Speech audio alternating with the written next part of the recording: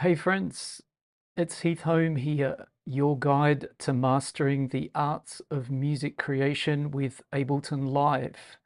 Have you ever wondered why most new track ideas kick off with the drums first? What's the deal with that? What if we flip?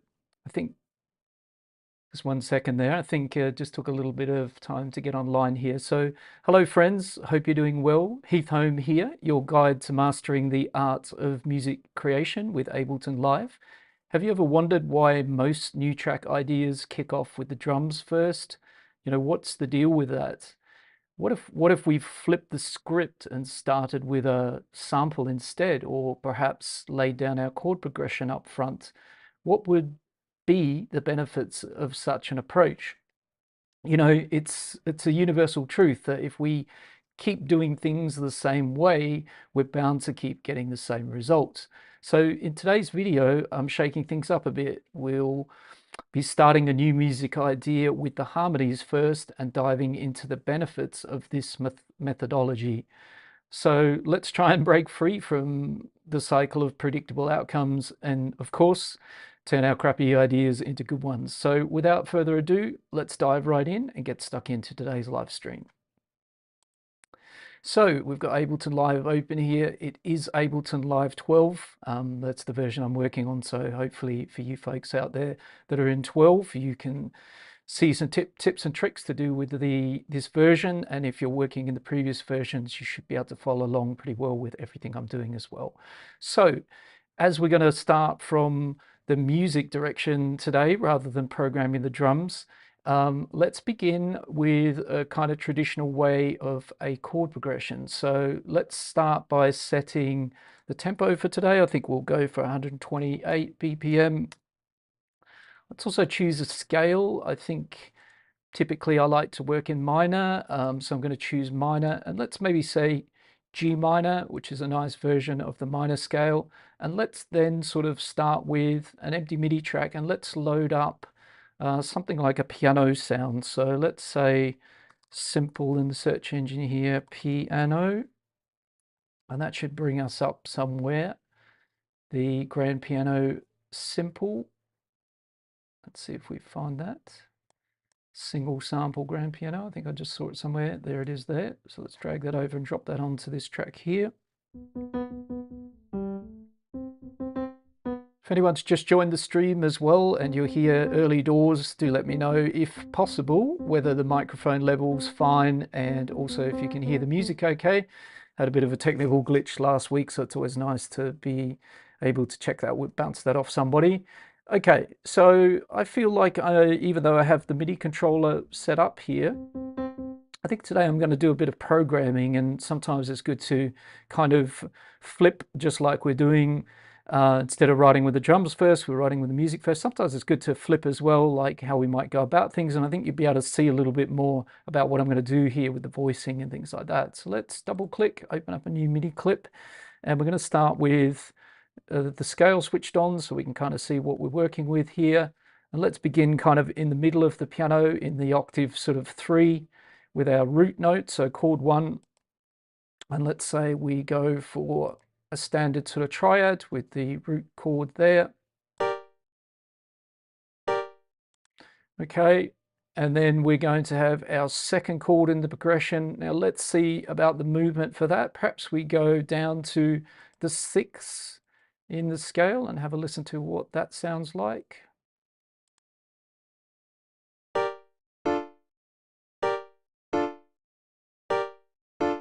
It's quite nice, and I'm also going to place this second chord a 16th or an 8th note earlier than the beat on beat. So the next chord I might do back on beat. And let's say we go from the 6, maybe all the way down to the 4th. So we would be here.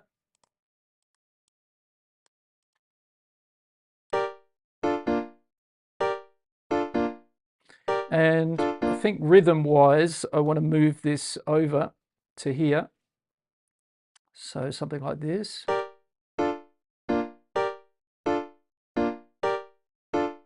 And then let's open this up to be a 2 bar so we can kind of see deeper into here. and let's say we're going to have another chord here on the, to make it a 4-chord progression. So let's duplicate that one over and then bring it up to that point there, and let's come up to the 5th. So we're going to work around those notes like so.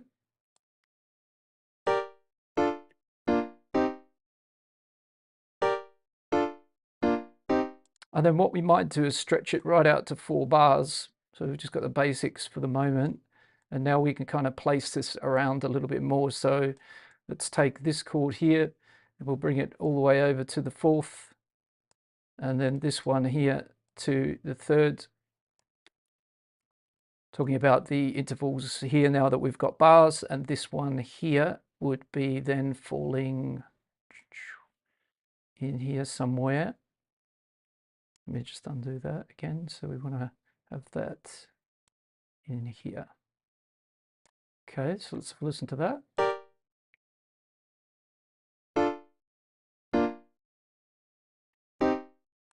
All right, now let's stretch out these chords.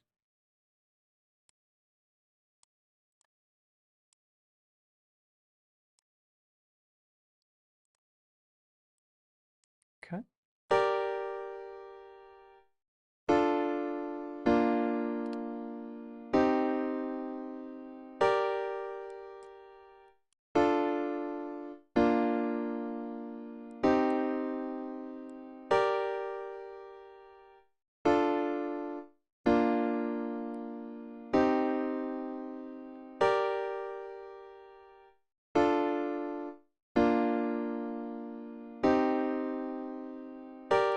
Okay, so this is the sort of basic idea here. I'm actually going to shorten them back up a little bit now because in a moment you'll see why I want to sort of like create a bunch of space where I can put other elements. And this one here, again, I'm not so sure about that position. I think I'd like it sort of somewhere like about there. And then this one can start on the beat, and this one on the beat as well. Quick check of that.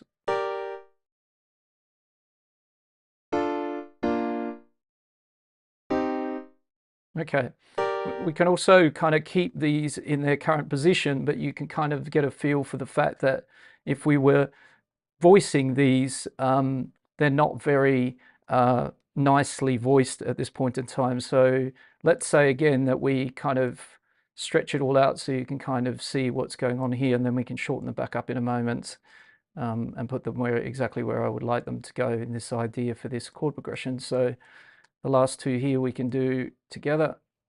Okay, so if we're talking about voicing here, we've got this movement from chord 1 to chord 6 to chord 5 and to chord 4. That movement sounds nice sort of harmonically, and there are some shared notes. In this end part here, we can see there aren't any shared notes, but if we're looking to revoice them, we can start doing chord inversions here. But what I might do before I do that is also give myself a copy of this chord progression down in the original voicing, so I can kind of write here sort of original voicing in that clip there, so we kind of know that. And then with this second clip here, or clip I'm working on, I'm now going to revoice the chords slightly. And what you see now when you're looking to voice chords so that they work in, you know, smooth transitions and nice buttery, creamy, smooth chords, we're looking for shared notes.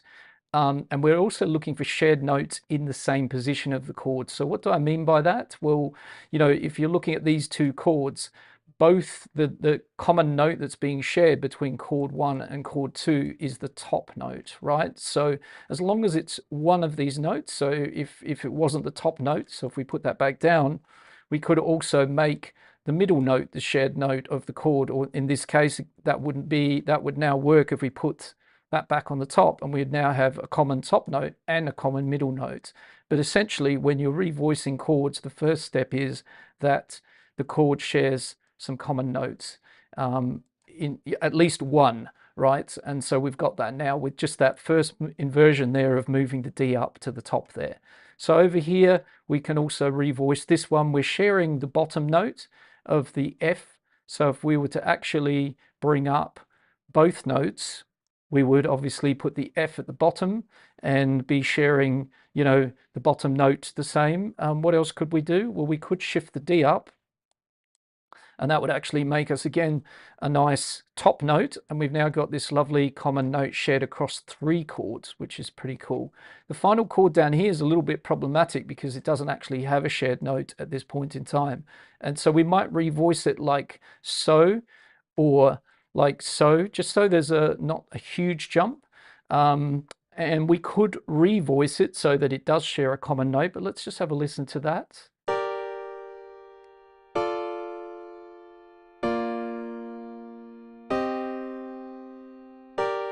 And if we put the E down and revoice it with the C,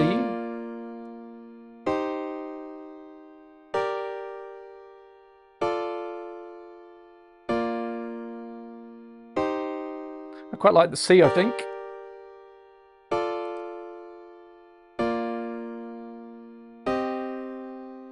Yeah, maybe later on in the track we can use the E as well. So there's a voiced chord progression that's much smoother, much nicer than how it was previously. So we can actually compare the two, jumping around.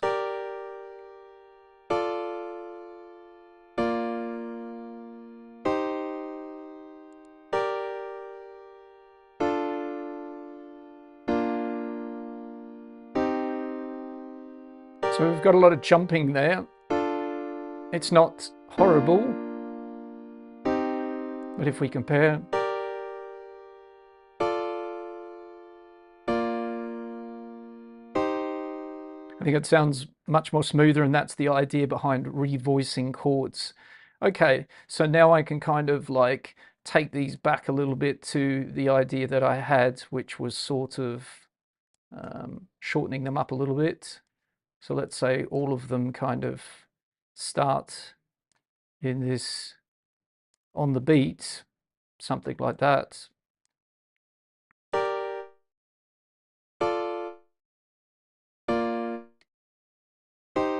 I'd like to move this one, as I said, ahead a little bit for a bit of a change.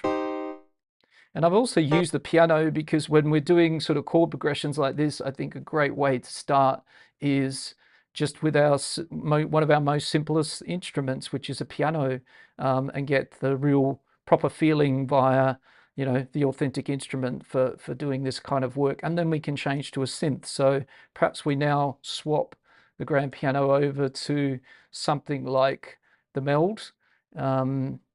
And now we can sort of change it over to a synth. So let's bring meld into the equation for these chords. And we might make the amp envelope have a longer release, so the chords will get closer to stretching nearly to the next chord.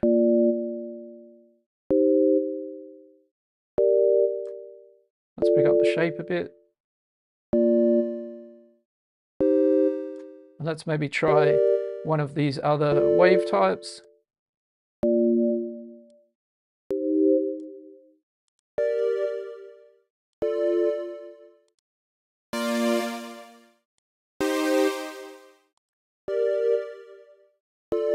Okay, let's have something like that for the moment.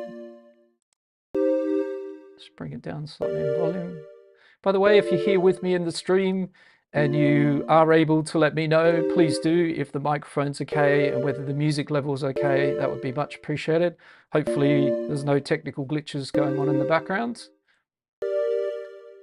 All right, so we've got our chord progression, and that's the way we're starting to work today. We're getting some music going. We're in G minor. We've voiced the chords a little bit, and we've got this changing of the chords in these different positions. I'd also like to have some velocity interest to these as I'm programming the chords. So what I could do is highlight all of the chords here and then come down in 12 to the randomized velocity type area. And let's say we bring down the velocity so it's somewhere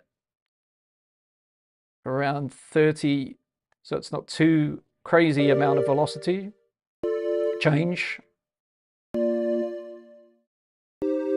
And we could even go a little bit lower, and then we could click randomize here. Right. So the thing I'm doing there is if this number is back to its default, which is like 100, and we click randomize, so let's go backwards a bit till we've got no randomization, which is there, and we click randomize, it will randomize, you know, a lot of range, a really big range of randomization between all the individual notes. If that's what you're looking for, great. So you get really soft notes and some louder. Okay, but if we back that off a little bit and we calm it down a bit, so first of all, we sort of, you know, just bring this down to a lower value.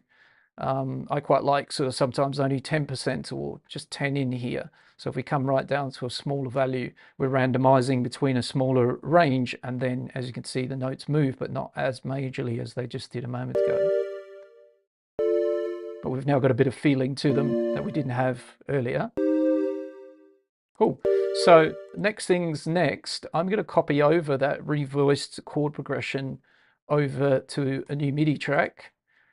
And on that track, I'm going to set up an instrument to do our bass line. And so let's say we have operator for the moment for the bass, probably do a nice kind of low bass. Now what we're going to do is just take all of the root notes. So we're going to zero out the top and the third, the fifth and the third. So we've just got the root note, and then we're going to select all our notes and bring that down an octave or so. Let's try it down in this octave.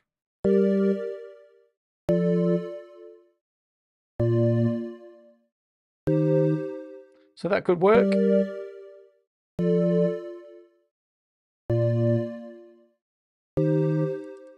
And let's say maybe with this last note here, let's see, we might try if we invert one of the other notes from the chord. Kind of looking for a different voicing there.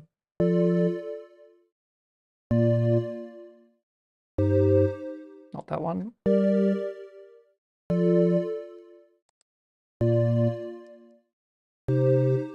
That I like. Let's try even one more octave lower on the bass.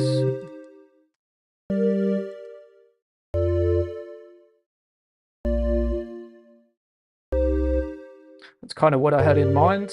And let's say that we try a little bit of pitch bend between some of these bass notes. So let's open up envelopes, and we're looking down the bottom here for MIDI control and pitch bend, which is what I can see we have. So let's pop in a little bit of pitch bend and see what it sounds like if we bend down into the notes a bit.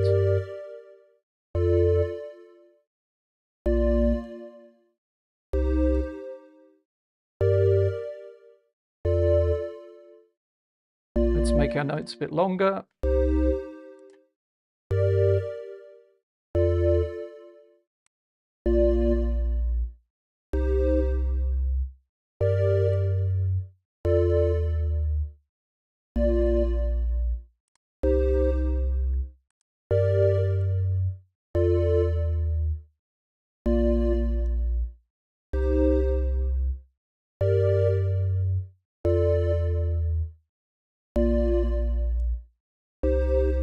Maybe we will try one where we bend up.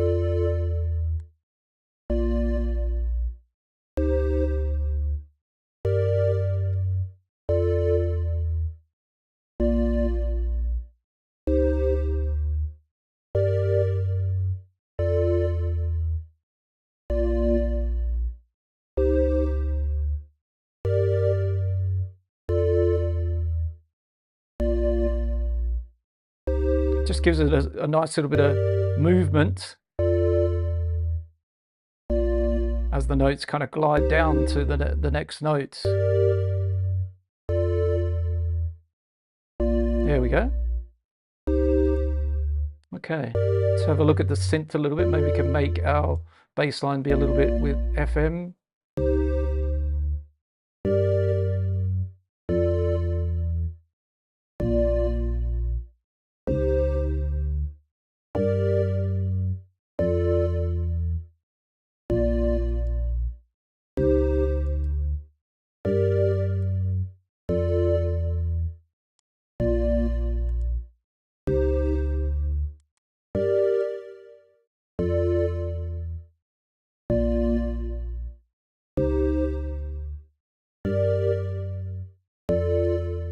Okay, for the moment that will do. We'll come back and sound design that a little bit further in a second.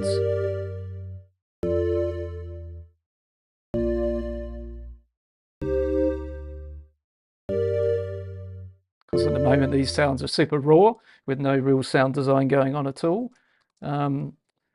Again, if someone is there in the live stream, if you could let me know if all the levels are fine. I'm just going to have a quick check to make sure I didn't have anything like my microphone muted or anything. Thankfully, I don't think so. So we're all good there. All right. So what we're going to do with this chord progression here is we're going to come up with something that's kind of syncopated around those chords. So what do I mean by that? Well, let's again copy our chord progression over.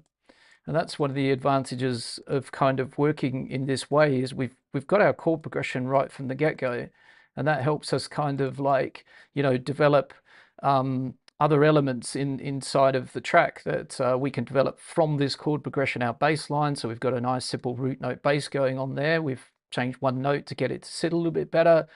And now we can work on another sort of chords here, which does something a little bit different, and it syncopates around the original chords. So here's the revoice chords again here. Let's shorten them right up to something like that.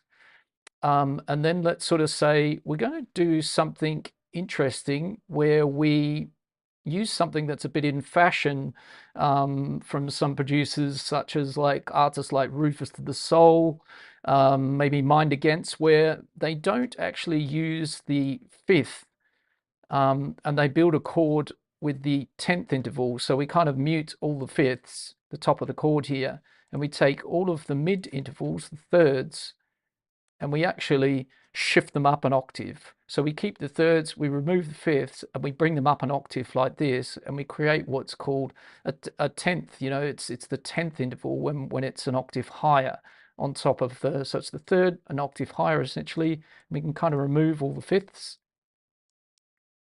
right? And if we put something on this, like another wavetable, I was going to say another one, we haven't used wavetable yet.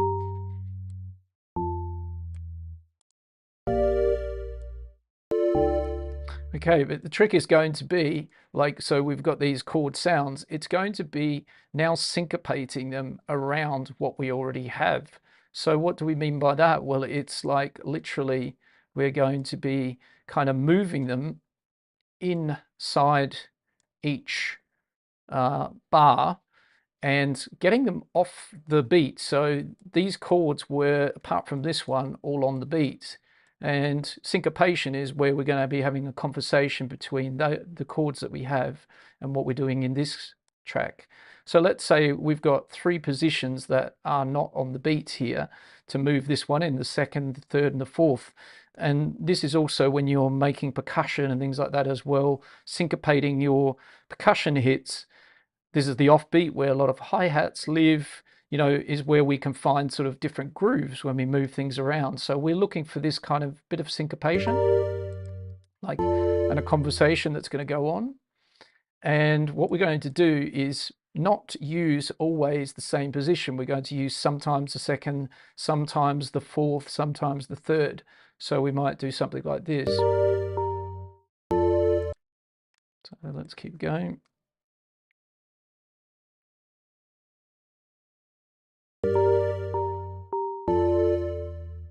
Okay.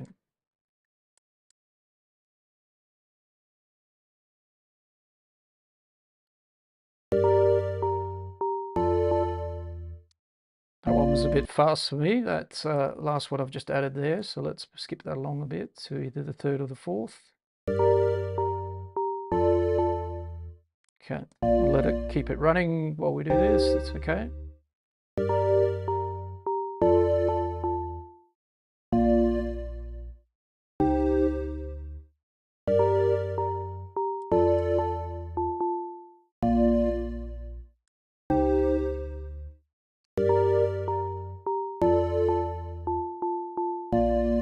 Nice.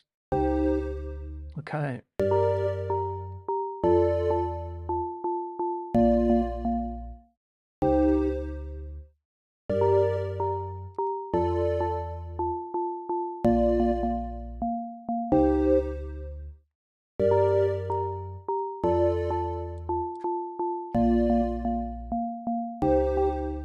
There's one I need to change back there. I'll come back to that in a moment.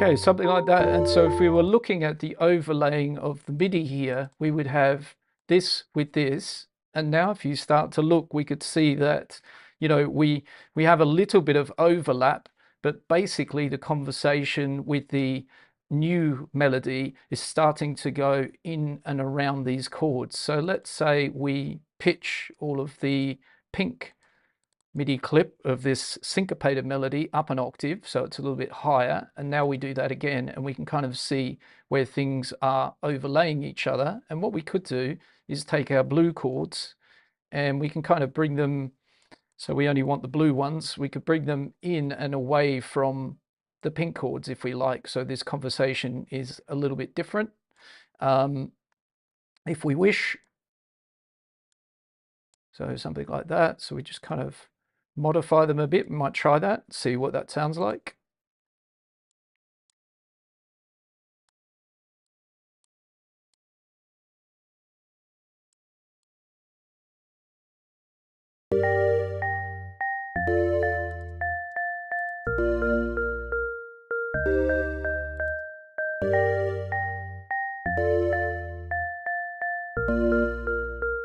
Okay, so this one I'm going to keep back.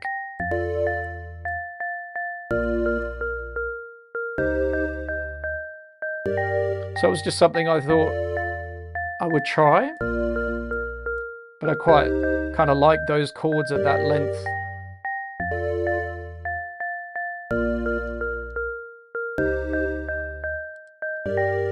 Okay, so the basic idea there is now here. Now we need to do a little bit of sound design on our sounds and see if we can get them to be a little bit more exciting than they were. So let's just do a little bit of housekeeping here.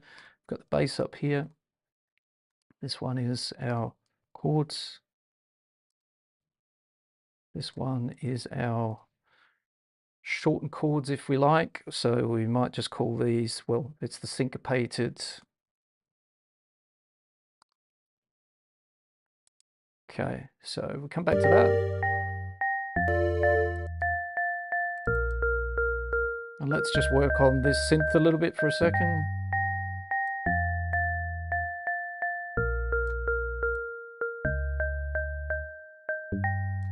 Going to keep it all quite basic because that'll all come together soon.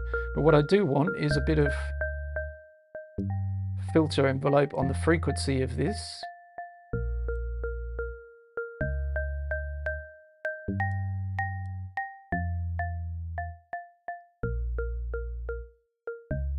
So we get that kind of sound.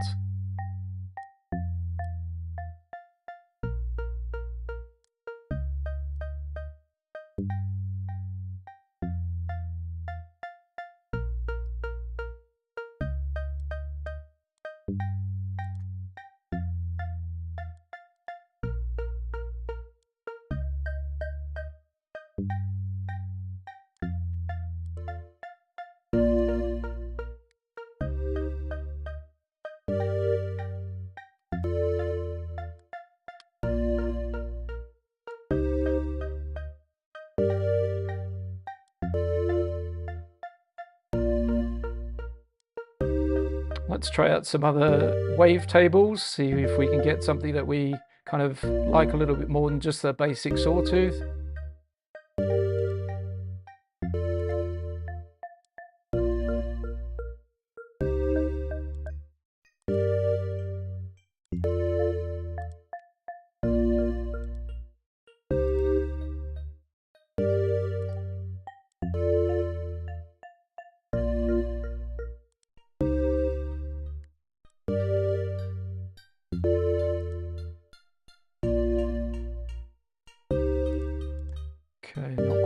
was looking for.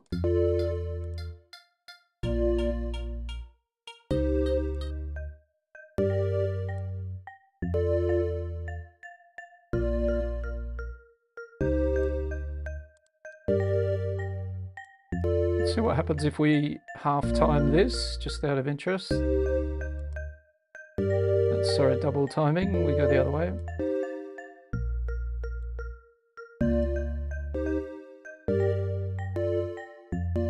Yeah, not what I was thinking. Okay, so that's fine. We'll keep it like that. And let's try maybe these chords down an octave. And then these plucky ones can come down.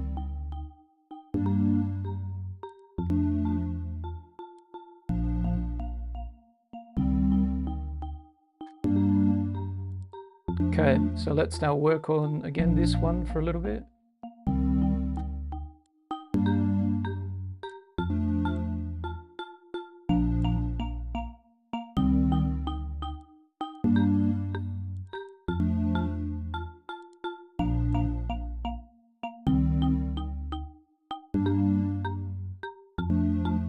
Get a bit of a movement into it.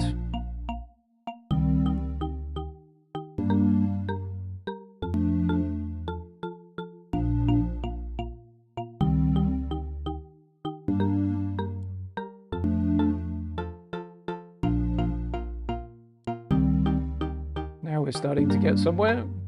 And with our meld, let's have a look at that.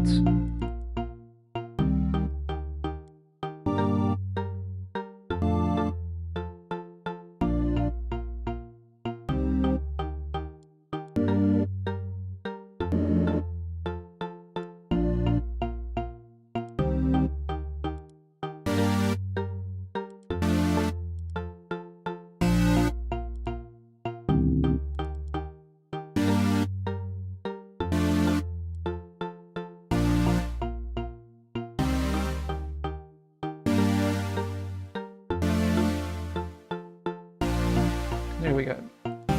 Okay, let's have a little bit of delay and reverb on these things just to get, again, a little bit more movement. We can come back and work on the sound design a bit more in a bit, but let's just get a little bit more movement. Sorry, wrong synth.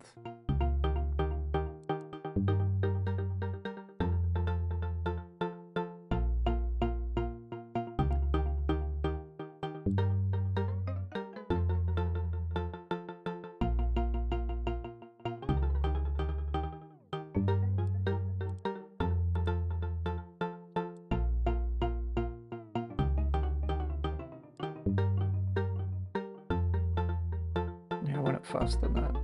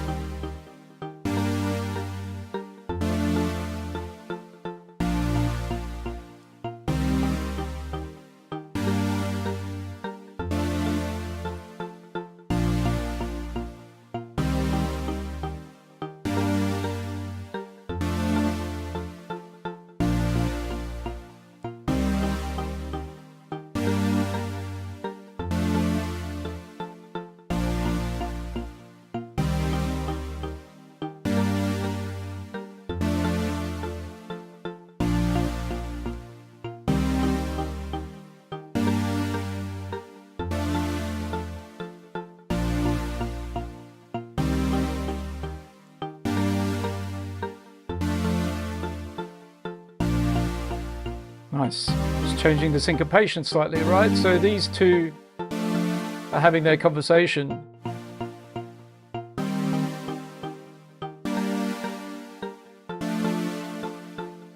So I think after starting to work with the music first like this, we've got a bit of a chord progression that's evolved into the bass line, and then there's syncopated little chords that are dancing around that.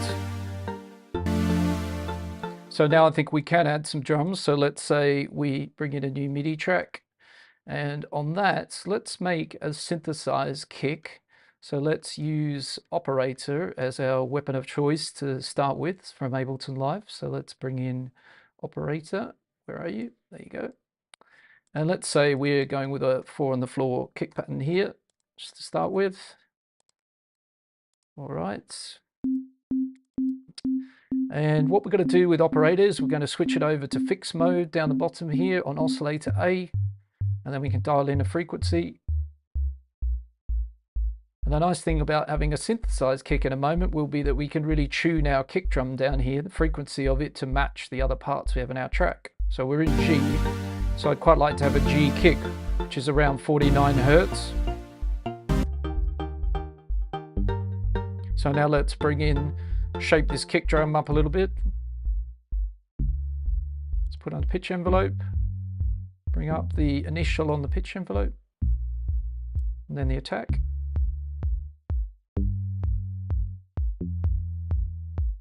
And then let's go to our envelope.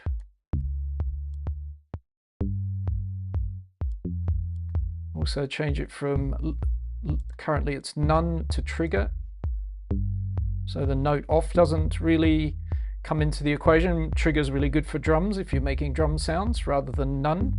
So we have now a little bit more control over our notes.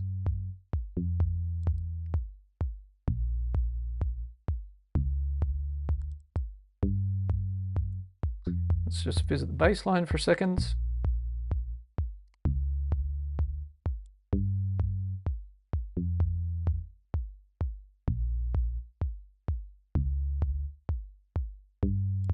We could also maybe shift the timing of the bass in a second off of the beat where it is with the original chords.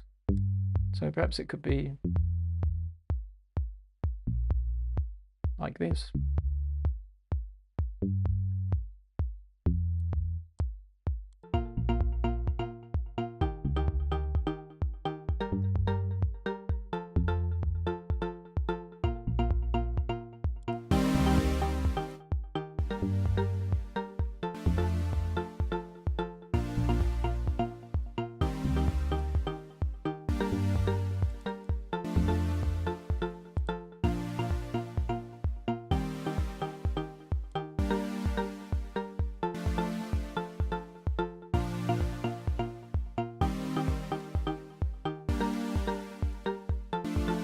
Okay, so I'm not really sold on the bass, so I've switched the track off for a moment because I'll come and work on that in a second. Let's just get this kick sitting nicely because I think kick is promising. Let's turn the voices to 1, so it's in mono. Pitch envelope's good. You can hear the difference the pitch envelope makes quite a lot.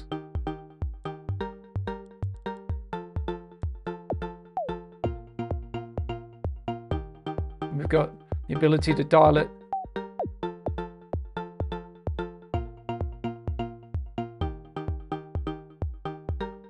So I do want this nice kind of little bit of click, that punchiness.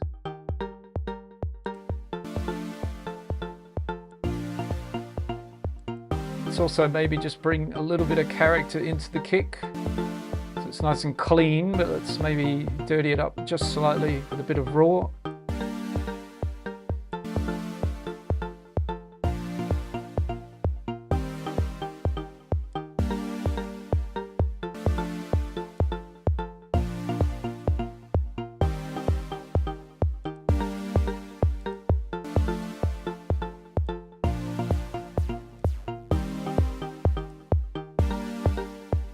I think I'm going to use diode clipper, but I'm just going to check. Actually, fractal's really nice. Let's just back it off and just dial it in so we're not just cranking up the volume.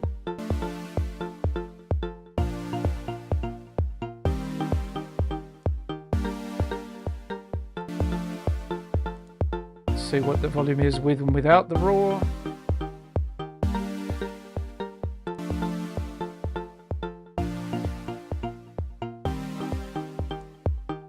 Yeah, so we need to back it off a bit more because we're adding quite a lot of volume to the kick, which is okay.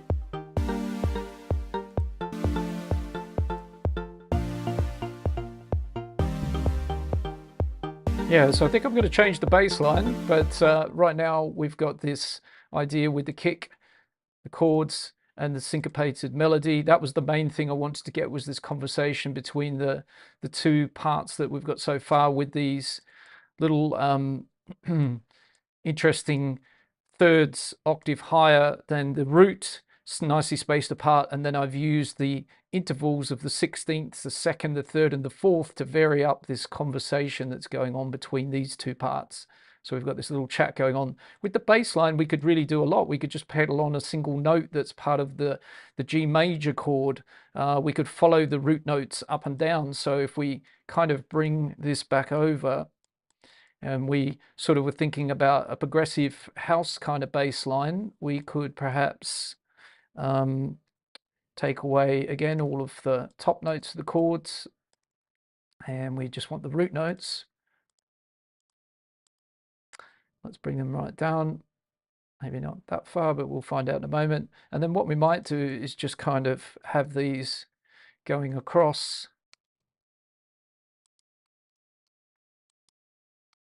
Probably not quarter notes, but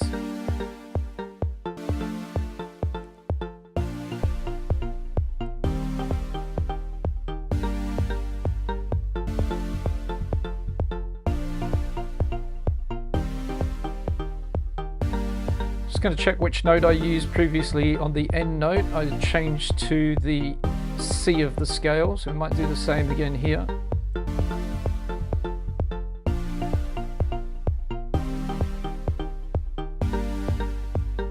And let's see if we bring these to the 16th bass, for example.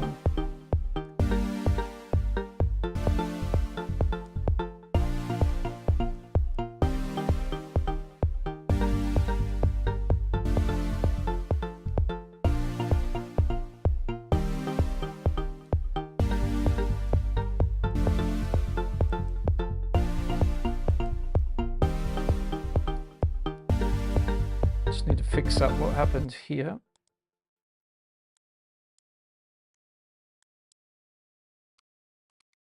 If you are with me in the live stream, do say hello.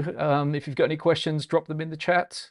I hope you're having a great Sunday, and if you are joining me, I hope you're enjoying the content on the channel here, and hopefully you're taking something away from this, learning some ideas about how you can use some of these techniques in your own music.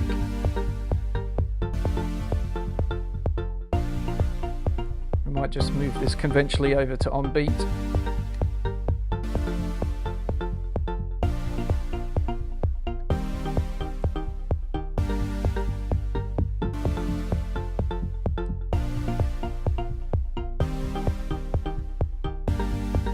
Let's try it up an octave from that.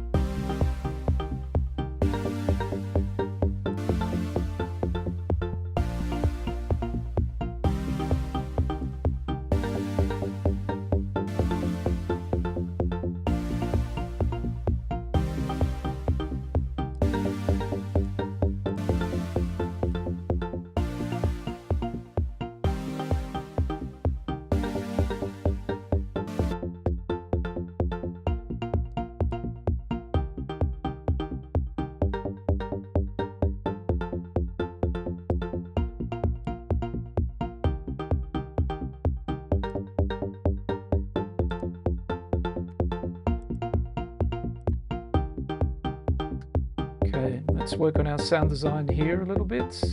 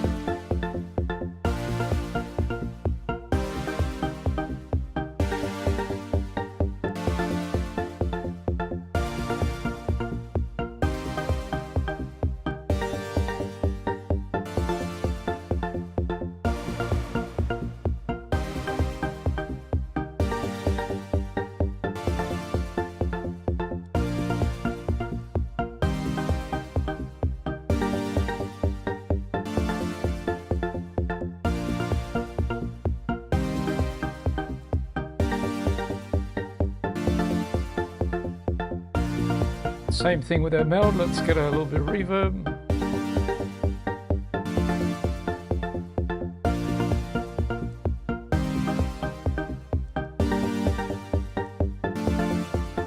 Let's try these chords up an octave.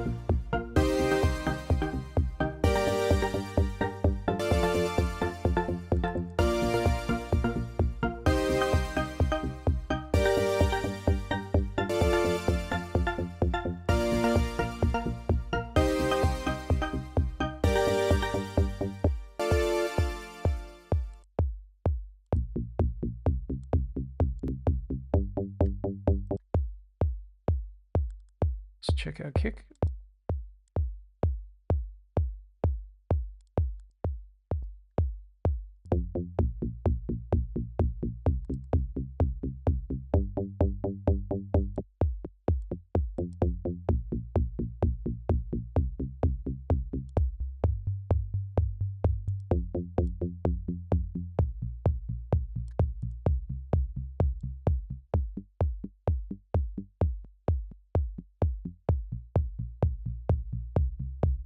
Make our bass nice and plucky so it gives room for the kick to do its thing.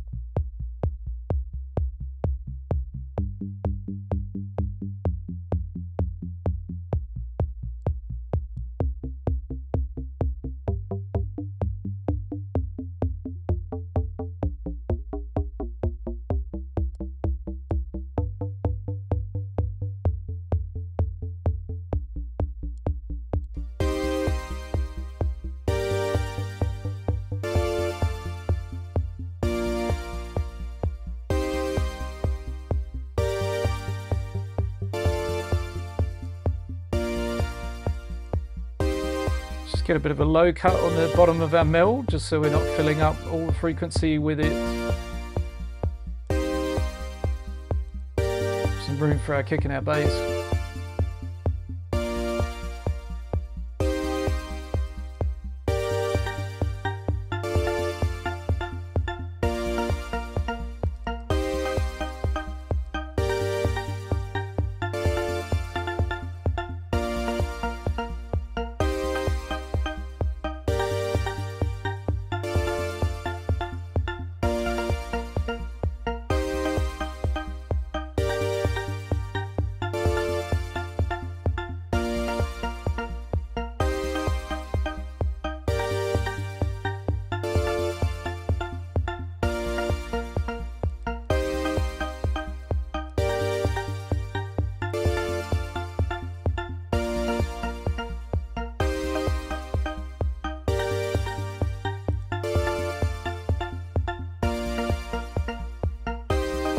Okay, time for a bit more drums. So let's just do a bit of housekeeping here. Pop a kick on the name title of what that is up there.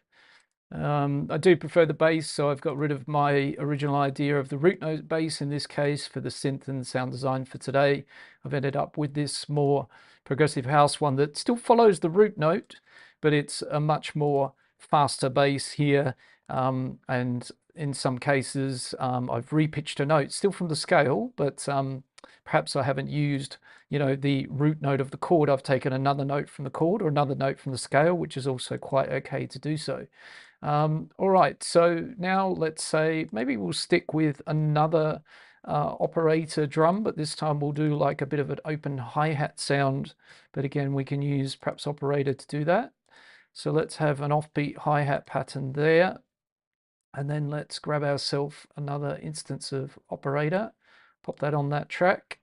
And in this case, we're going to be looking to make a bit of a hi-hat. And so we don't really need for the moment FM or anything like that. We're just going to have some noise. And we've got two types of noise here.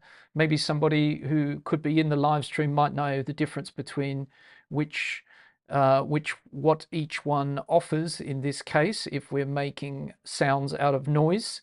Pop it in the chat if you're here with me in the stream and you know what might be the benefit of using looped white noise versus noise white versus noise looped. So let's turn these for a second because we've got the sine wave. We want to choose noise. I'm going to go for noise looped, and there's a reason for that which I'll explain in a moment. get to the envelope section here. Bring down the sustain. Bring in our decay a little bit. Let's turn it over again to fixed on the oscillator, so we're working in frequency.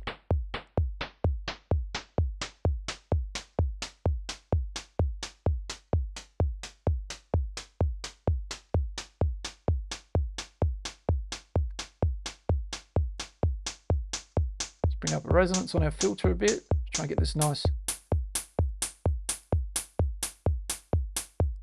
crunchy sound. Bit of pitch envelope as well.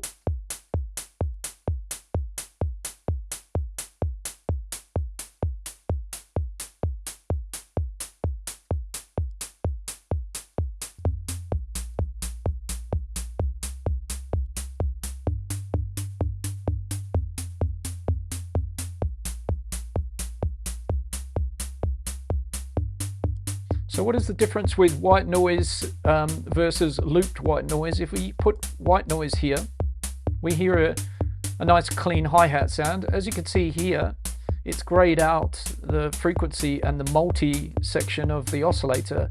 The reason being that with standard white noise, you can move the pitch up and down, but you're not able to re-pitch that noise, right? So if the MIDI notes are here in C3 and we move them octaves higher, we're not really able to kind of change too much what's going on frequency wise, whereas looped gives us, you know, quite a reaction to that.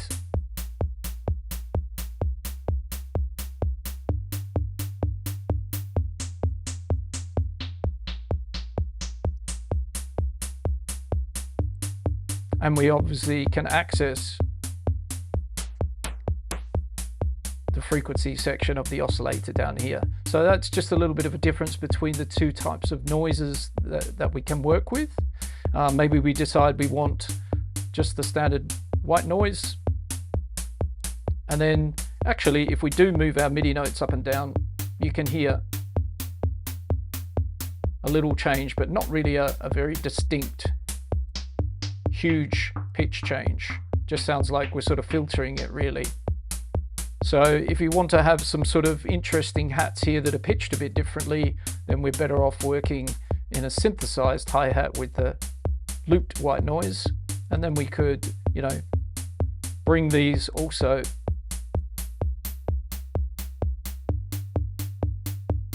up to a different pitch. But I'm using fixed frequency, so that's kind of affecting that as well. So if we put them back into the C3, and we turn that off,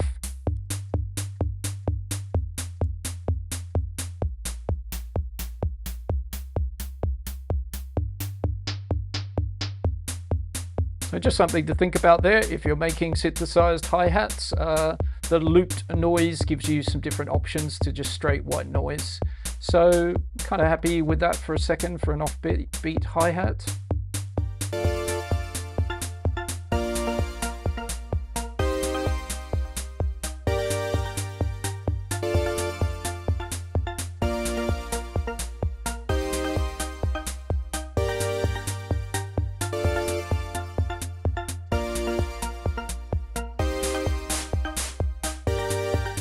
By synthesizing it, we've got all this lovely ability to, instead of working with a sample, we've got a decay as part of the amp envelope here that can be automated over time to bring in all sorts of interest.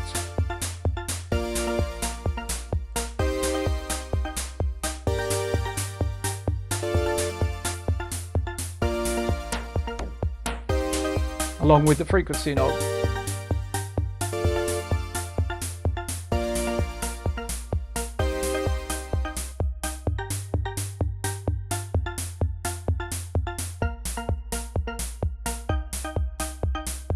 Okay, so let's maybe bring in a sample or two now. First ones for today. So let's say this is our hi-hat, and it's kind of our open hi-hat. And let's maybe have a shaker of some sort. Let's pop over to the packs in places of Ableton Live.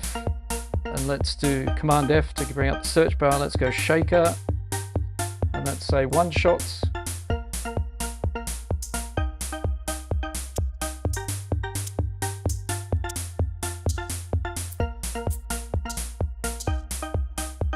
maybe this one. And let's also use some of our Ableton Live 12 tools here to generate a pattern for us. So let's just switch that off for a second, have a look what we've got set up here. Step duration I'd like to change to 16th notes, like so, and the rest of it I'm fine with. So let's generate a pattern there. Let's bring the pitch up, and then we'll play around with our steps, pattern and density.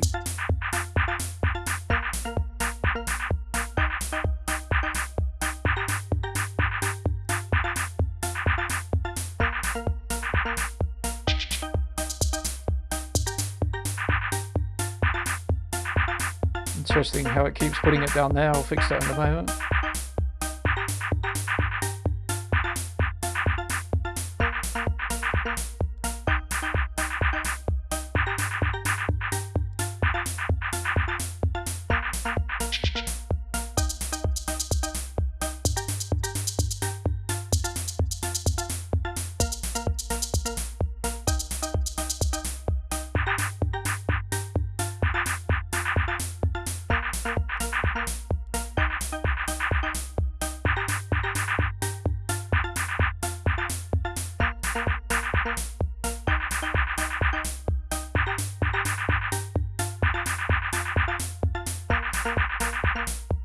Going to refresh that for a second. Let's just try that again because that's a bit strange.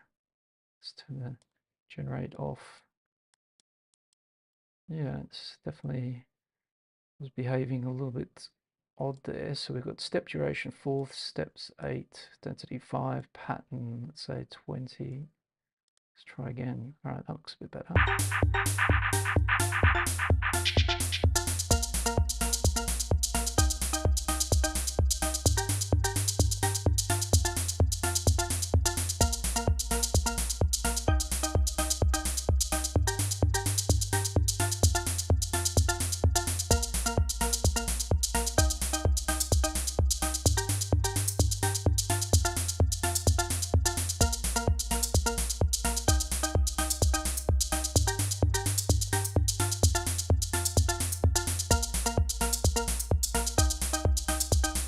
Just repitching a few of these shakers to just spice up the loop a little bit more.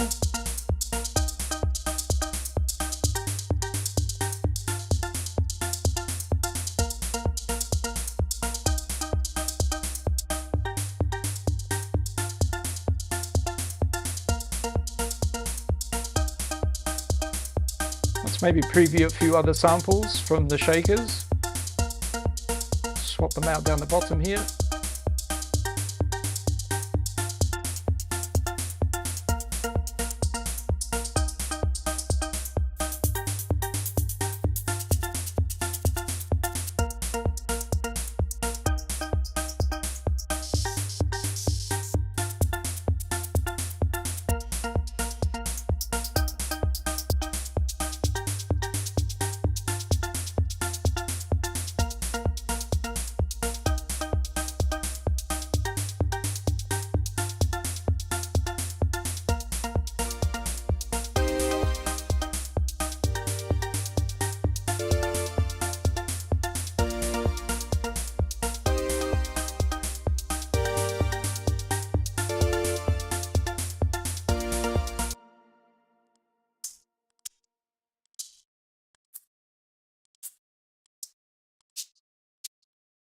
Trying to find that perfect shaker.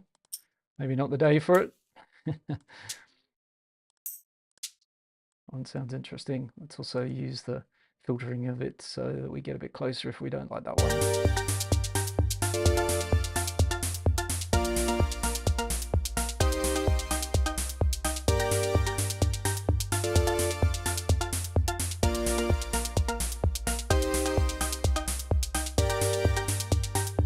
Make the pitch of the shaker move a little bit, so let's turn on our random LFO shape in here, add it to the pitch.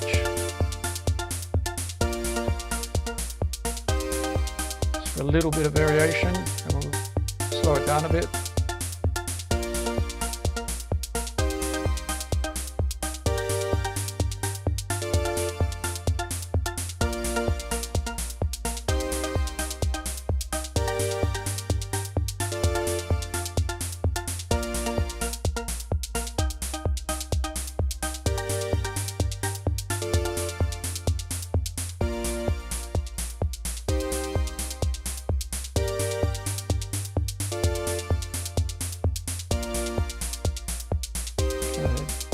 add a little bit of processing to the shaker.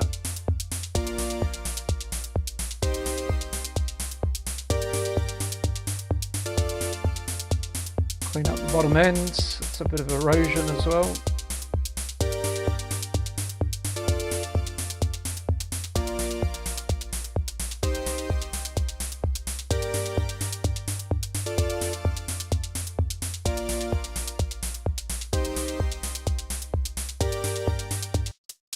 That just helps add a little bit of character if the shaker's like super squeaky clean.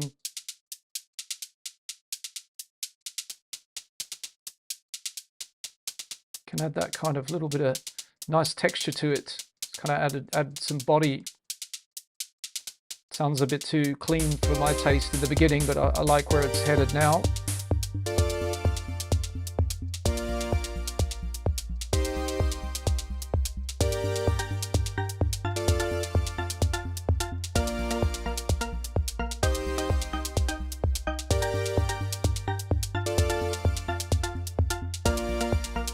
Okay, maybe a rim shot or a clap, something along those lines to build up the drums a bit further.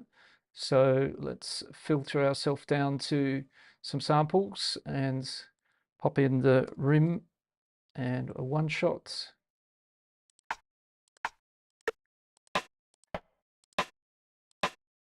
Maybe. Let's have a classic just note on the 2 and 4. And we'll add that rim shot down there.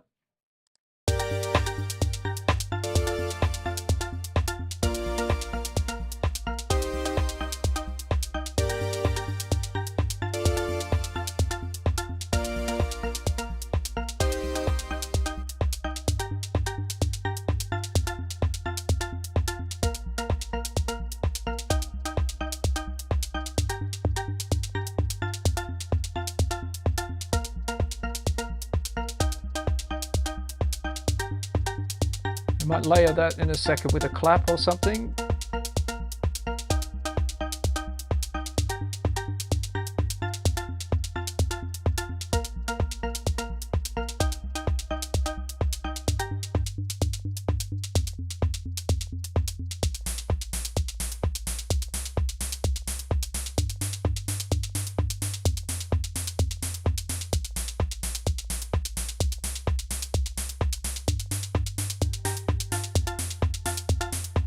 Try this again down an octave. I think I do prefer it down in that octave, so I'll try again with my chords down lower as well.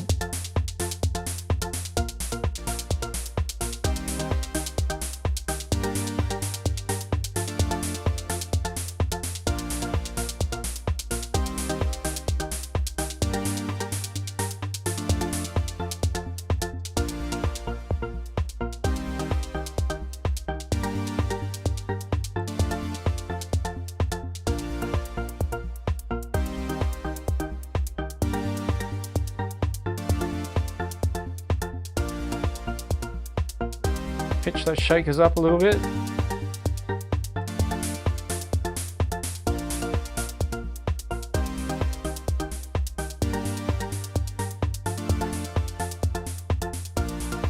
Let's get some velocity into these hi-hats a bit. So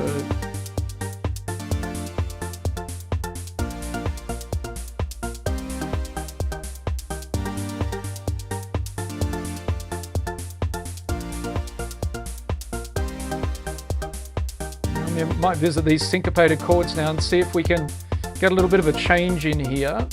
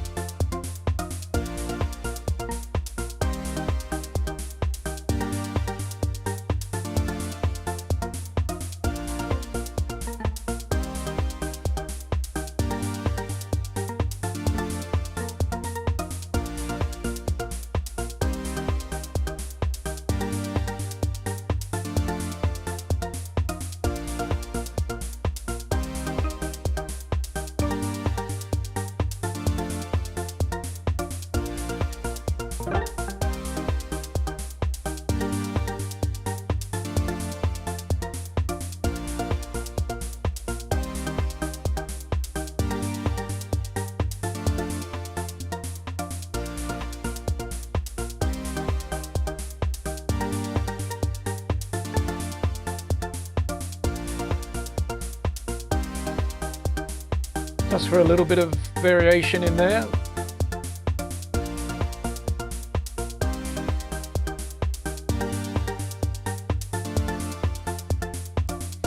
Bit of housekeeping, label that up as the shaker.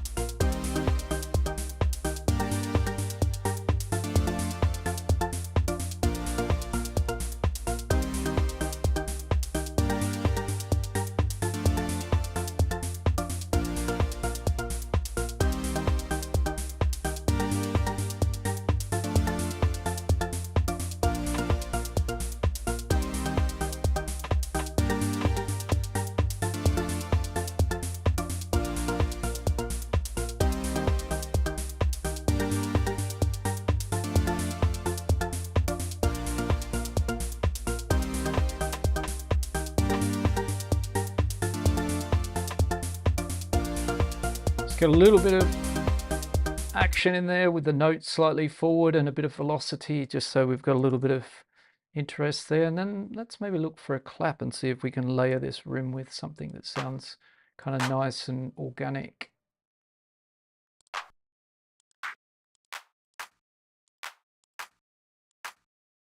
Okay, let's maybe try this one. So we're going to group up the rim shot into its own little instrument rack so we can see the chains here. Let's bring that over, and then we'll pop that clap down into the rack there.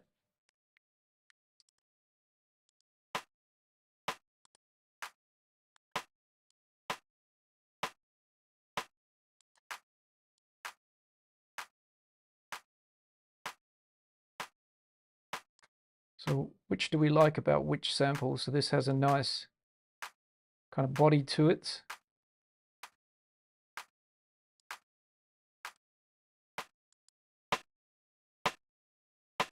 I think I would reverse what I just did actually. So I would say the rim shot we keep for the body and the clap more for the attack.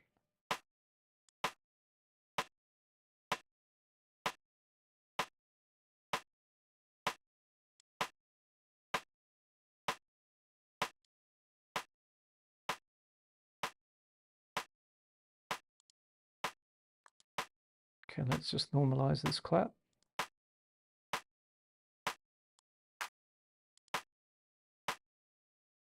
Get a nice balance between the two.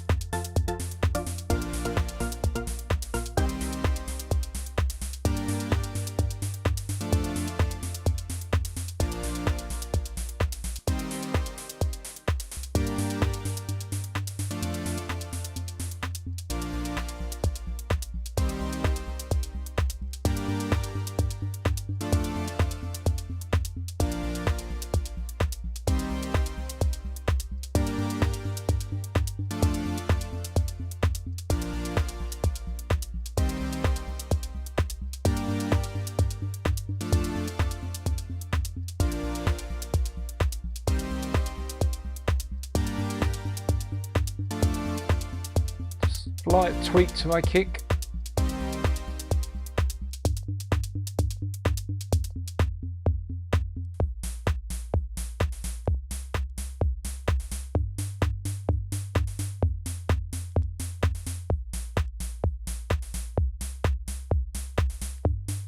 There we go. Could also add just a little bit of crunch to this kick with the old-fashioned overdrive before we had raw.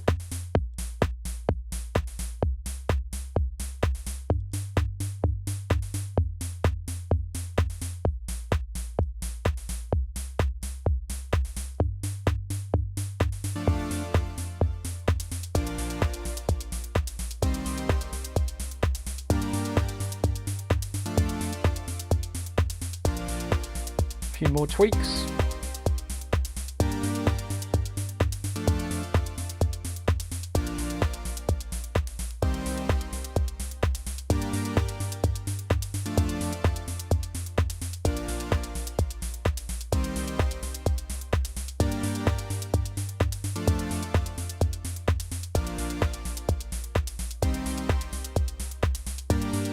All right, so I hear something else that might go nicely with this as well. If you are with me in the live stream, do say hello in the chat, and if you have any questions, feel free to drop them in the chat, and I'll do my best to answer them as we go along here. Just going to look for a bit of a sample, something that I can kind of layer under here.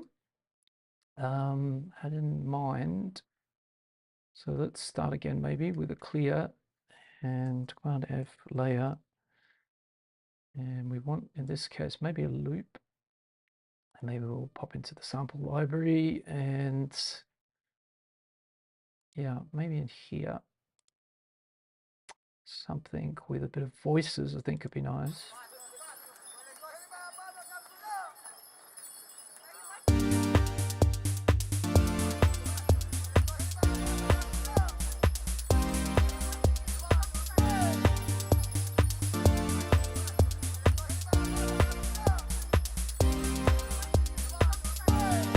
Kind of what I had in mind.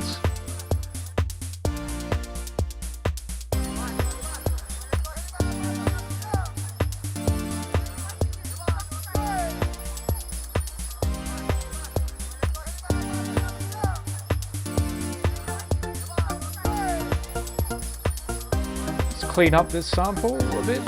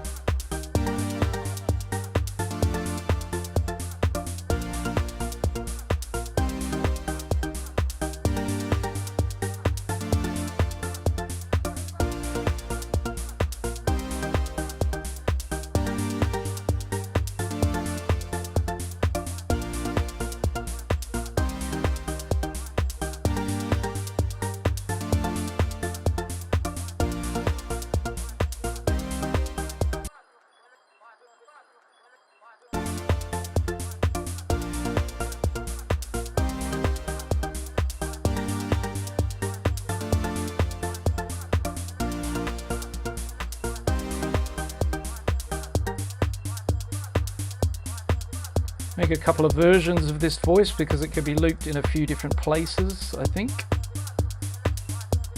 So rather than just using it as a full loop straight out the box, we can kind of play around with some different sections of it.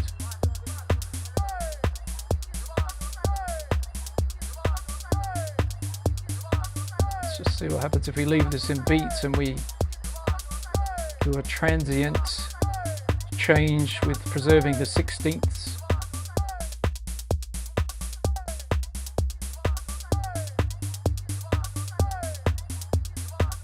You get that little bit of nice kind of gatey type feeling. Just adds a bit more groove to it.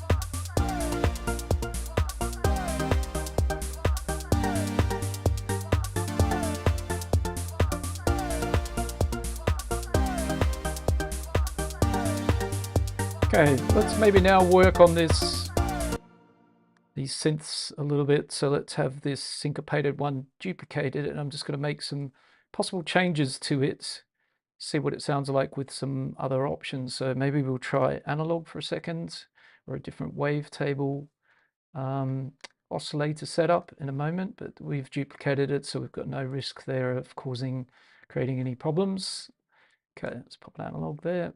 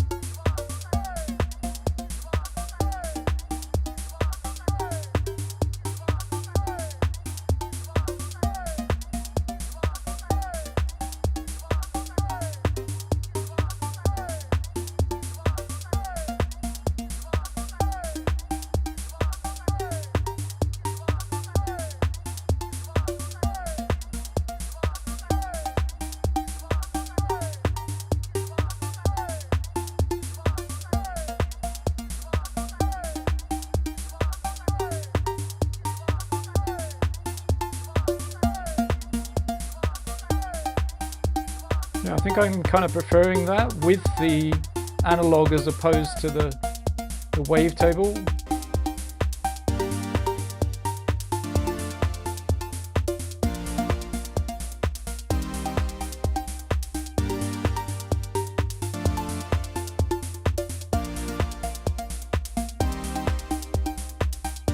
Let's work on the sound a little bit as well.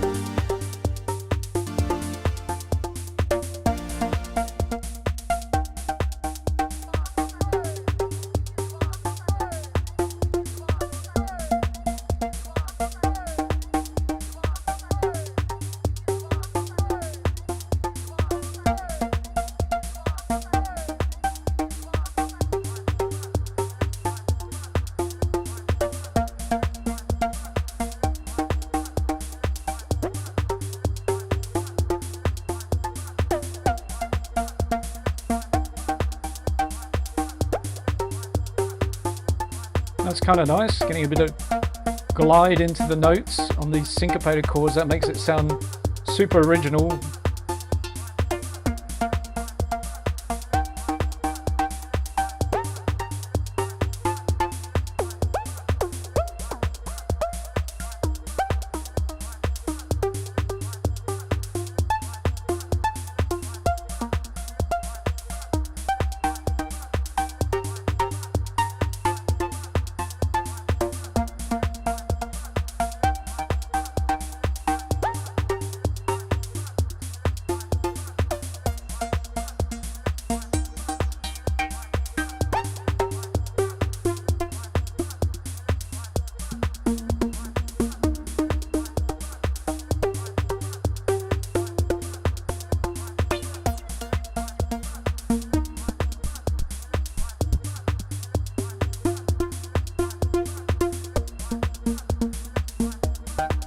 Changing the filter envelope amount a little bit here.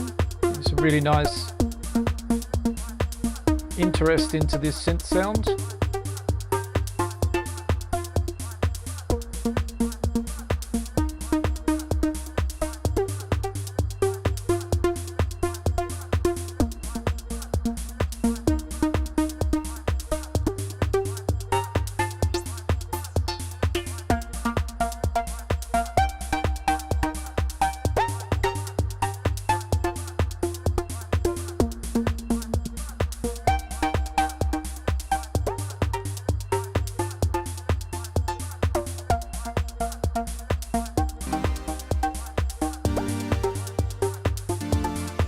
Okay, now let's work on the meld a little bit more.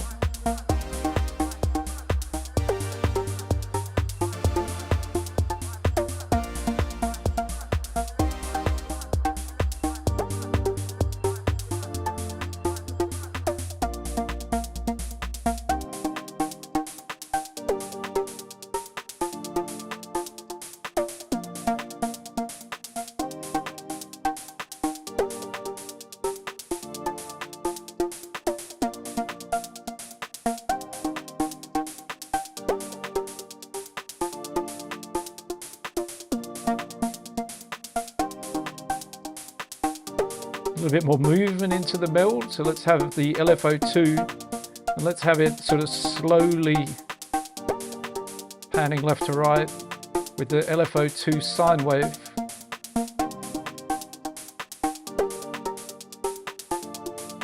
Nice.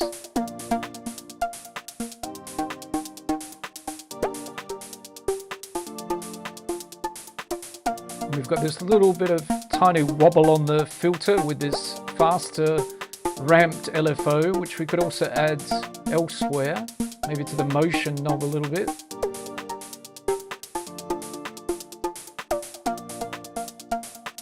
So it's wiggling this with this LFO shape here, and if we make it more amounts here,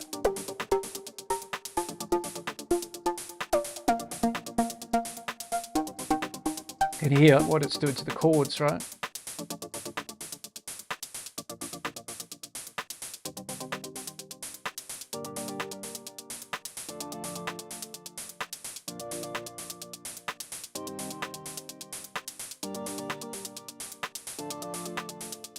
So we've just got that nice little bit of edge to it.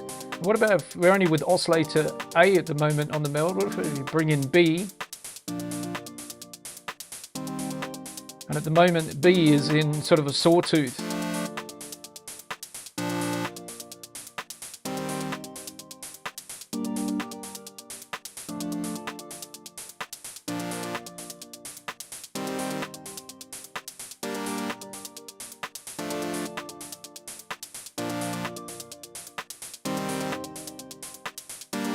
Let's add a bit of drive to the meld.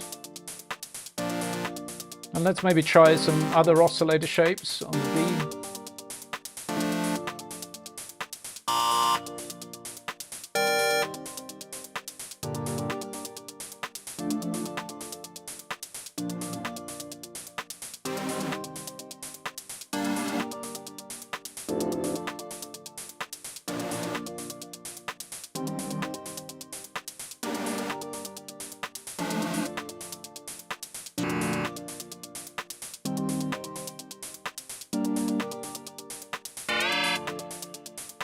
things can get pretty wild.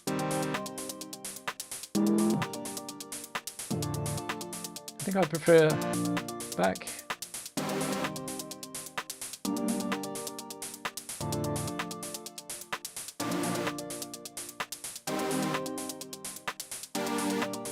And a bit of this Swarm Store.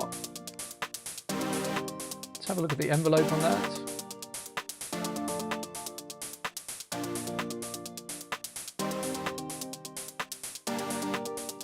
Make it a little bit pluckier than A.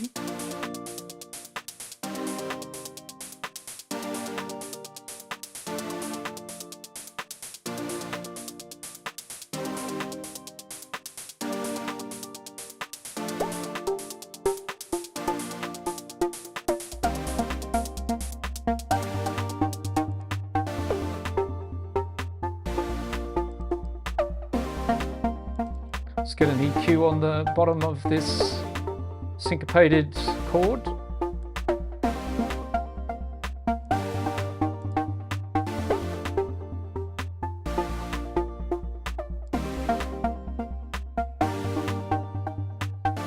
See if we can bring out a bit more character in the synth, in the bass, should I say.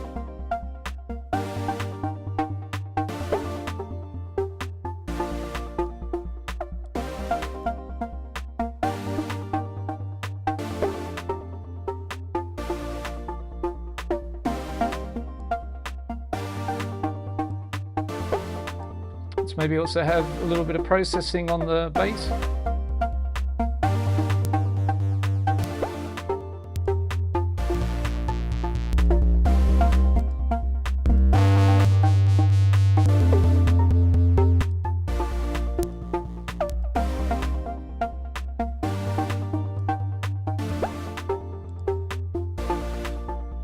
Could try a little bit of amp like that. We could also have our great friend Raw.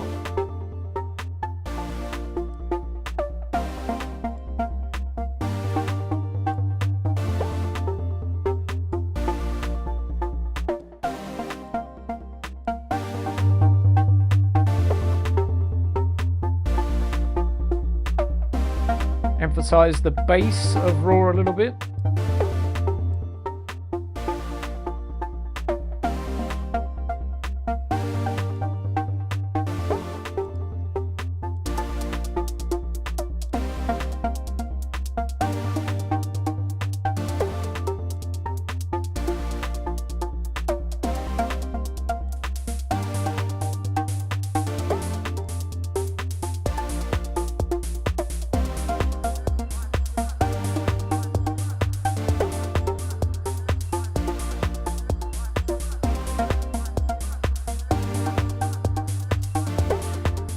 Now I believe there would be room for perhaps another sort of melodic idea here potentially that could kind of get involved as well. Let's just pop in a new MIDI track. Okay, a little bit of an error happened there somewhere. All right, we'll get rid of that. That's not a problem. And let's say here we just pop in something for a second. Let's actually have collision maybe. Pop that there, and just remind ourselves that we're in G minor. So G minor, we're working with 2 flats, E flat and B flat, C, D, E flat, F, G, A, and B flat. Okay, let's just have a noodle around. See what we hear.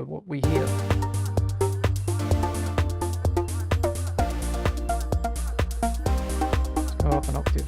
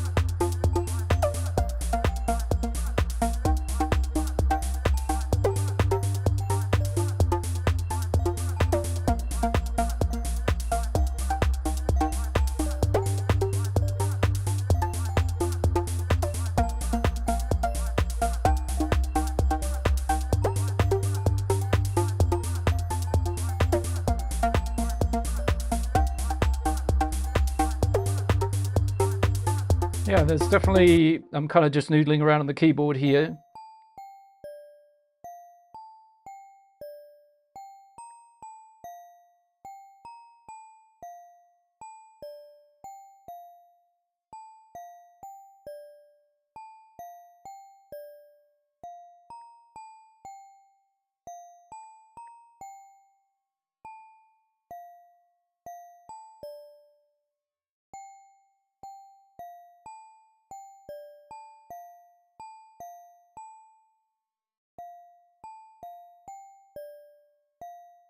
Okay, so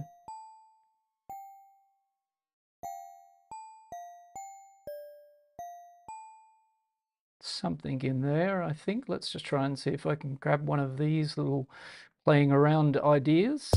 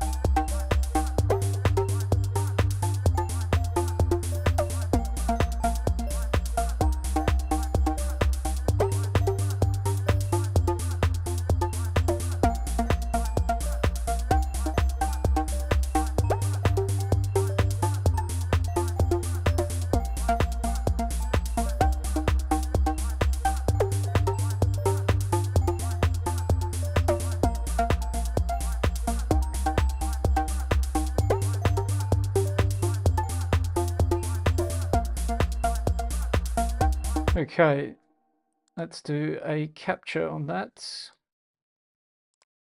see what we've got, although, yep, there we go. All right. There's a little pattern that I keep repeating there that I think kind of works.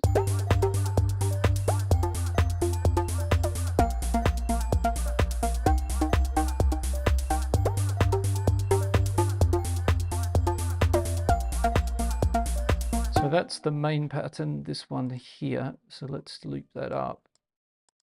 No quantization as yet, just the playing in raw. But that was sort of the pattern that I had going, but there was an exchange or two with that pattern that sort of sounded okay. So let's say we preserve one of those down here. And then we can come back to that in a moment. And then up here, let's move that loop somewhere else, just see if we can pick up one of those with another little element to it.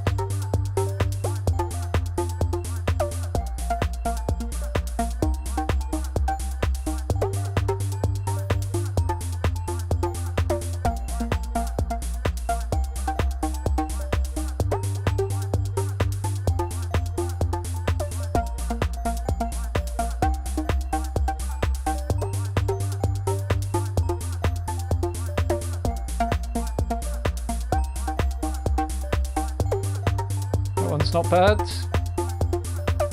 That was kind of the other idea I was riffing around on. So let's say we duplicate that as well, bring it down. That could be number 2. This can be number 1. Giving ourselves some nice pieces for future where we might want some variations, which is always, in my book, a good thing.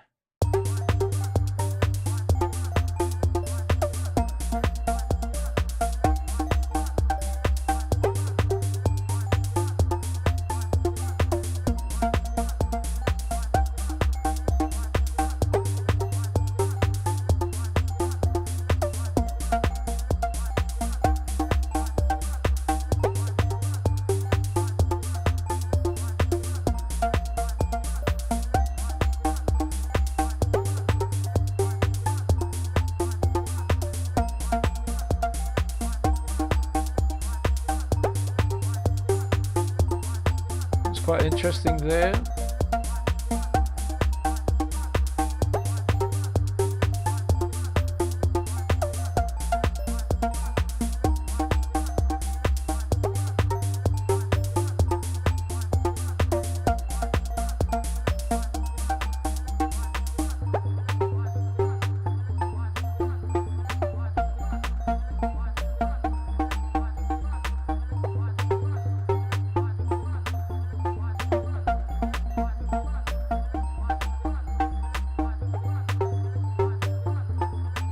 So another little idea there as well, just some little melodies to sort of sprinkle around. So maybe we will duplicate that down. I'm sure we've got enough kind of little ideas here now from that little bit of playing and noodling about. So we can move that kind of original copy down there and crop this one in here and essentially choose one of these or some of these. And I think my idea also would be they might not play quite as much as they are here, quite as busy. Perhaps I'll show you what I mean by that in a second here.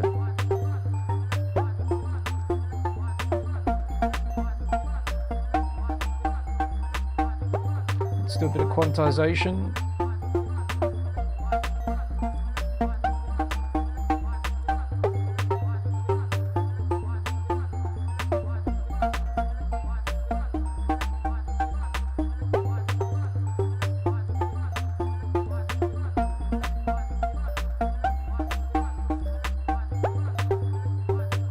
Yeah, so I think the top one is the answer.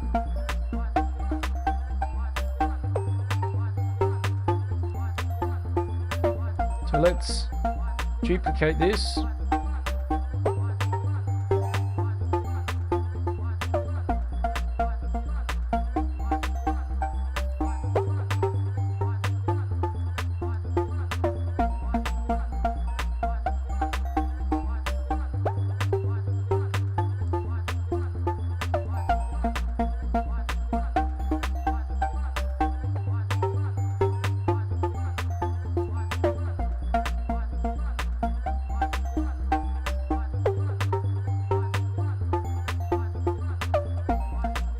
Perhaps we'll just keep cycling like this.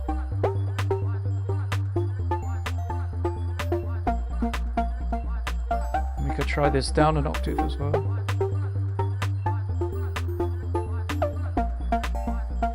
Or inverting the pattern slightly.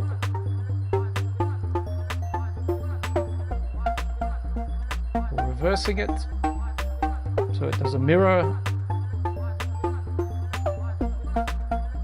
Or another alternative, let's bring that down and let's bring one of these over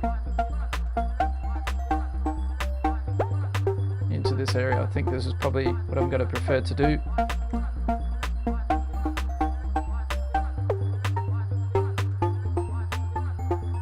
Exactly.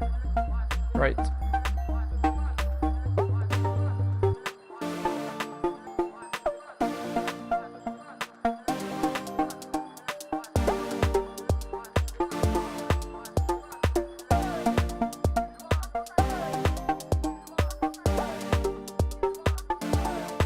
Same with this vocal track, probably can create quite a lot more variations of this.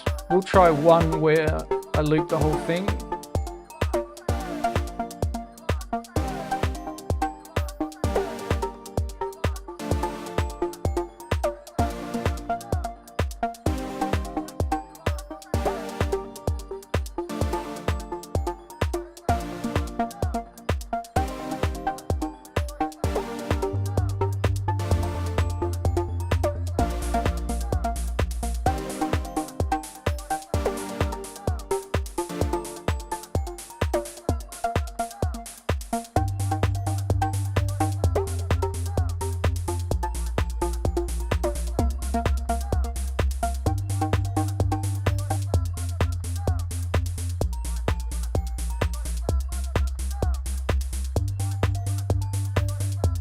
Let's have a look now a little bit at the sound of the collision. At the moment it's just straight out the box. So let's see if we can do a little sound design work on it.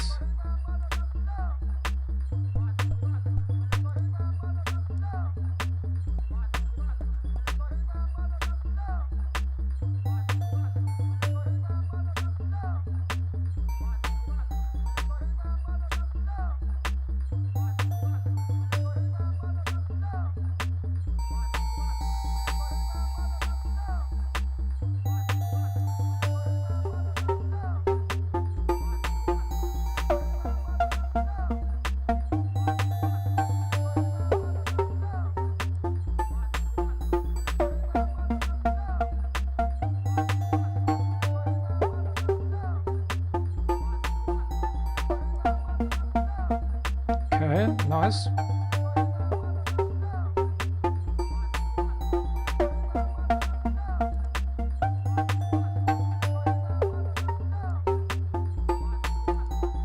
A low cut after the collision.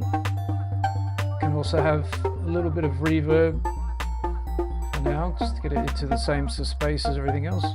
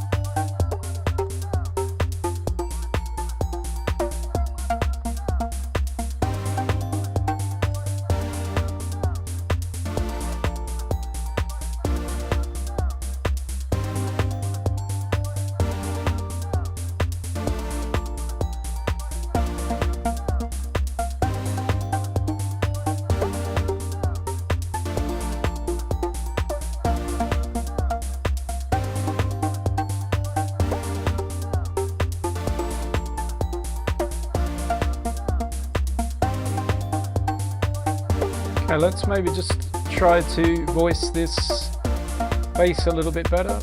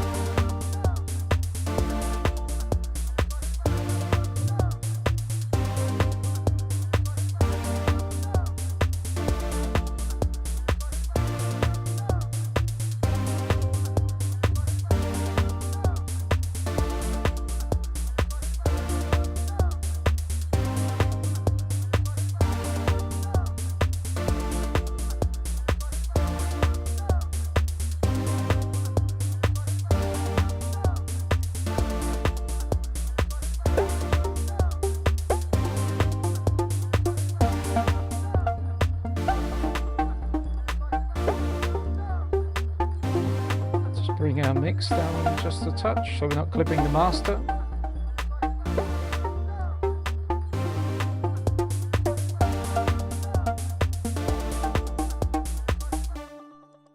All right, so we might do a little bit of a recap here of what's going on and how we got to where we've got to.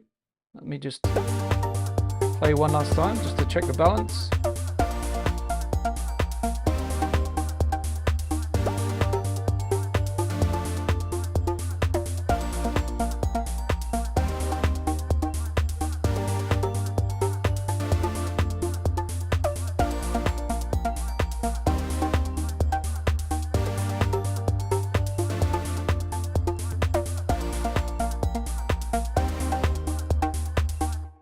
Right, so the mission was today just to kind of do this process where sometimes it's nice to flip how we might always start a track and start with something, a way that we don't normally start a track. Now, the truth is I start quite a lot of tracks with chord progressions and melodies, as I like to.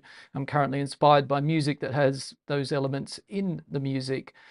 Perhaps if you're writing different genres, you might need to layer the drums first, to get the groove and the foundation and the feeling in your track before you can go and add the other elements. So perhaps the argument is that it's genre specific, what you might begin your track with. Perhaps drop a comment below if you're watching this back on replay or you're here now about what you think about that. But it was interesting because I polled recently with a question, proposed a question to my community on Instagram, asking them, what do you typically start your music projects with, the new ideas with? And drums by far and away was the most common, which I expected it would be, followed by chords and melody, and then the bass line. And then I put vocals or sample as another option. And perhaps I don't have in my community that many singers or vocalists because they might start with that. And perhaps one day, when I do this kind of musical idea type of stream again, I'll start with a sample instead, and we'll work around that, because that can be a really nice way to work as well, where you're essentially remixing a sample and building your tune around that, and that sample can stay in the track, or it could just be a placeholder where we just got the track rolling from it and then we actually remove it or mute it later on. So today I went a traditional route. If it was good enough for Beethoven and many other Coldplay and many other bands, Radiohead, etc., I started like I would have been sat on the piano, and I came up with this group of chords here. The original voicing looks like this. And then I revoiced those chords into a more smoother chord progression, and I laid them out how I wanted them to change across a 4-bar pattern, and we ended up with this.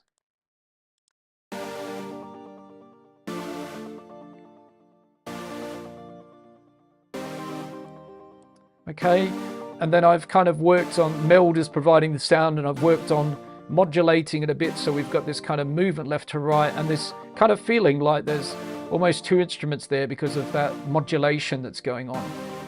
What was great was the chords were then copied over to other tracks. They were copied over to the bass track, but in the end I was going to do a traditional root note bass with the chords, but I ended up kind of modifying it a little bit. We're still following notes from the scale, and I was even just trying to revoice that again now just to get it to sit well with the rest of the musical elements. So it might need a bit of fine tuning, but essentially it's a sort of almost like a traditional progressive house, melodic progressive style bass line, where it travels on the sort of 16ths and moves up and down following the chords a bit. So that developed from the chords. I then came across to this other track which is called Syncopated, and copied the chords over again, but this time shortened them right up and then started to move them in between where the chords are hitting. So if we do this, and there's this real conversation piece going on between these two elements. And in fact, you know, looking at it like this, another idea here with the syncopated could be to copy it down. And actually, let me just bring the chords down to that. And actually, where there is overlap, kind of take them out of the equation there. So maybe something like this. So there wouldn't actually be any overlap at all. The overlap's fine because, as you can see, the notes are in different frequencies, different octaves, but perhaps that could be interesting. Let's have a listen to what that sounds like.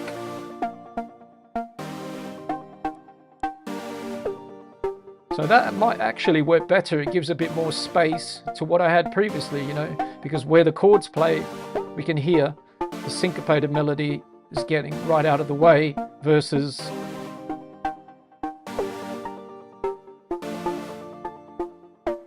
so maybe variations again. I like when these things happen because maybe the 1 is now the white pattern just for the moment, and the 2 is the blue one, and maybe they don't play together when the 2 happens, so the chords stop and it's just all about the syncopated chords. So that would give me some nice arrangement moves, and if I play 1, it will also work, but it will give us more space to other elements. And then what was kind of fun was I then went and made a kick drum using Operator. It's a great synth for making drums, and I've kind of explained how I built the kick using Operator. I then did the same with the open hi-hat sound that's also coming from Operator. I then used a sample in a simpler to make a shaker pattern using some of 12's great tools to come up with this kind of cool pattern. And then traditional kind of rim clap, which is a layer of 2 samples, a rim shot and a clap sound. So it gives it a little bit more oomph, we might say. And then finally, well, moving on towards the end, I then added this kind of nice little, I heard people sort of talking or something like that, this kind of voices going on in the background. So I've got this kind of little sample of this. It'll help if we're not in solo elsewhere. Kind of bells, and this person, it's called the Mule Rider. I guess sounds quite like some sort of market somewhere where someone's shouting and there's bells going on, and it's quite an interesting layer. And then finally, I just kind of had fun, went down a bit of a rabbit hole maybe, but I played in this melody on the collision, played it over on my controller there, just noodling around for, I don't know, 40 odd bars there, grabbed what I was doing, and then I've come up with this little pattern here that is a nice kind of little pretty melody that can work with what else we have musically. So let's put all the musical stuff in. So we've got lots of harmony in this track.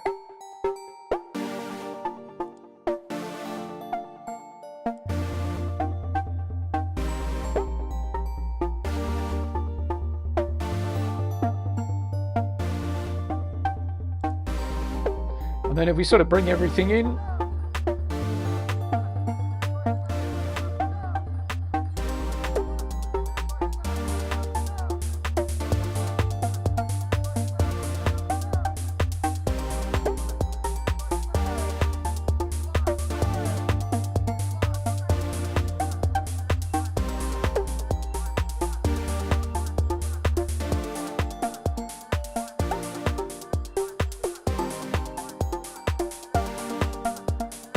just try something as well with the bass line. Actually, I'm just going to copy over one of these patterns, and let's actually mute all the top notes, bring all these lower notes down into bass territory.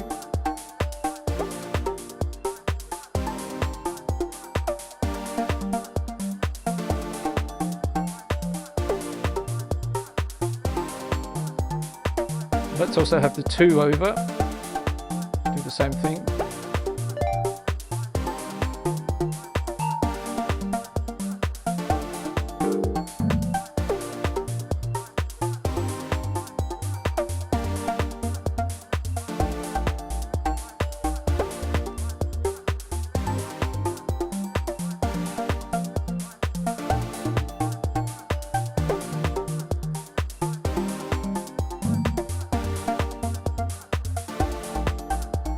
Because that actually might work quite well.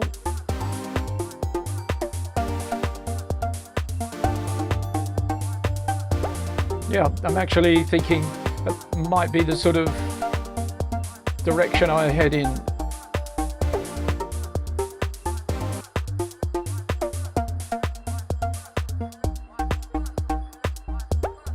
Using the bottom of the syncopated track to have this nice syncopated bass line that actually follows either the 1 or 2. I think it's maybe, let's get this one down another octave.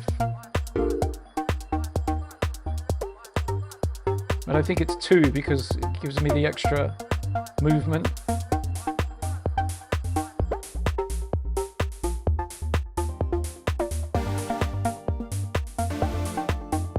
Yep, that would be my preference in the end,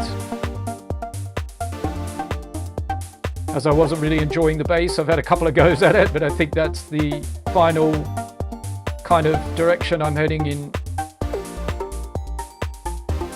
And then we can work with all our different parts.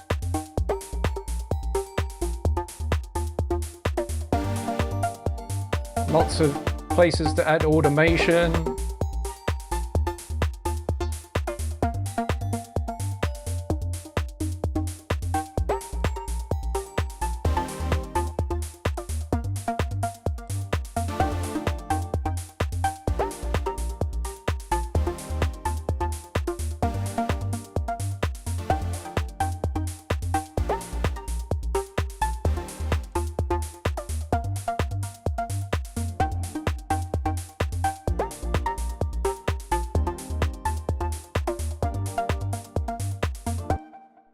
Right, folks, well, that's where I'm going to call it a wrap for today. The chat was very quiet today. I hope everything's been working fine for the stream.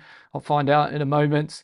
If you've been here during the stream, well, thank you very much for joining me. I hope you found it interesting. I hope you've taken away some ideas for your own music, perhaps learned some tips and tricks for Ableton Live. This was a music idea, and it was starting with the actual music elements as a way to kickstart the track.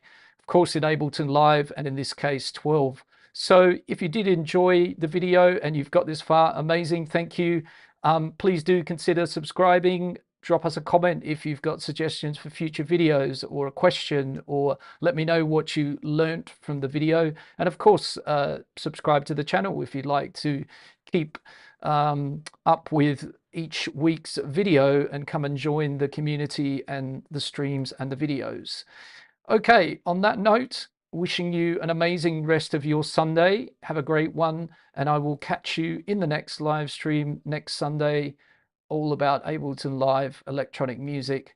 Have a great rest of your weekend. Take care, and bye for now. Ciao.